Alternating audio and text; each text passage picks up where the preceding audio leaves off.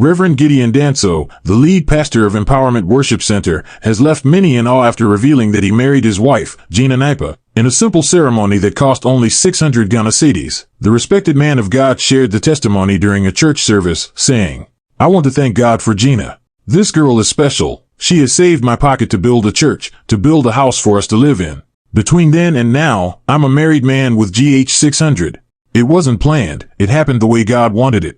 The revelation has stirred admiration online, with many praising the couple for their humility and focus on purpose rather than flashy weddings. And Gina is proving to be more than just a support system. She's becoming a spiritual voice in her own right. In her first message shared via the church's social platform, Gina opened up about a personal transformation. In a sit-down interview, she discussed the importance of honoring one's mother as a direct way of honoring God. Gina revealed how, after becoming born again, she became so engrossed in church activities that she neglected responsibilities at home, leading her mother to think she had become rude and disrespectful. But everything changed when she confided in her pastor, who advised her to balance both spiritual and home responsibilities. Gina took the advice seriously and began helping more at home before heading to church. As a result, tensions with her mom eased, and eventually, she won her entire family to Christ. The story, which has since gone viral, had many people in the comment section praising her maturity and spiritual wisdom. Some even predicted she will be instrumental in helping her husband uplift the church.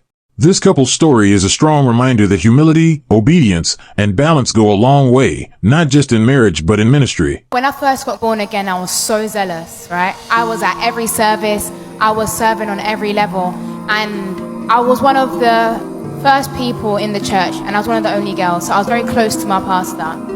And then I remember I used to go to church after college.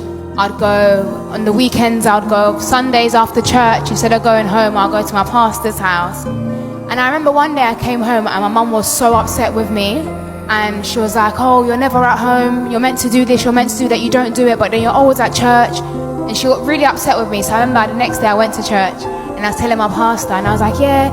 And because I was so zealous, guys, I was new in the Lord, I was a bit ahead of myself. And then I remember my pastor told me to calm down and look at it from my mum's perspective, right? She was basically saying that even when you get upset, sometimes when you may speak to your mother may be rude. She's asking you to clean your room or to do the dishes or to hang the clothes when she's on the laundry. These are things that I should be doing to help her out at the house regardless. So it's not because now I'm going to church, I don't have time. For me, for my pastor, she was saying that me honoring my mother in those words and being obedient to the rules she set in the house will bring more honor and more respect to the fact that I'm going to church now than me saying, "Oh, I have to go to church, I have to do this, I have to do that." So I took her advice and I'll go home, I'll do the laundry, I'll do dishes, I'll cook from time to time, I'll clean my room. So that then when I'm leaving, my mum has no frustrations with me, right? And with time, I just heard the complaints, reduce. And in that, when I was so excited to speak the oracles of God, my mum received it more because she didn't see me as someone who was being disobedient to her words. She saw me as someone who was being obedient to her. So she was able to receive from me more.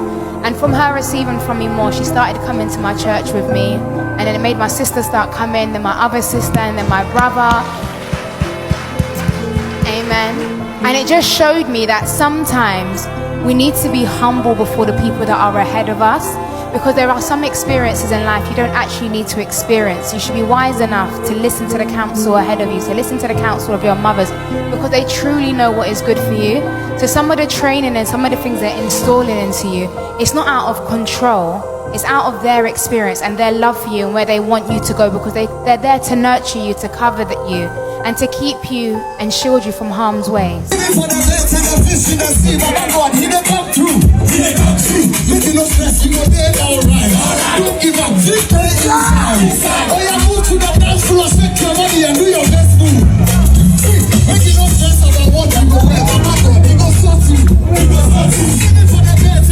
in the sea,